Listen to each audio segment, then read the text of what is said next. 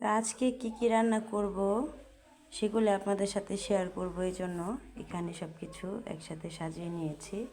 তো এখানে দেখুন, এখানে যে ধুন্দুলগুলি দেখতে পারতেছেন, এগুলি সবগুলি হলো আমাদের গাছের, একদম আজকে তাজা, আপনাদের ভাইয়া গাছ থেকে তুলে দিয়ে গেছে। তো এগুলি আজকে ধুন্দুল ভাজি করব, যেহেতু ধুন্দুল বেশি আছে এজন্য আজকে ধুন্দুল ভাজি করব।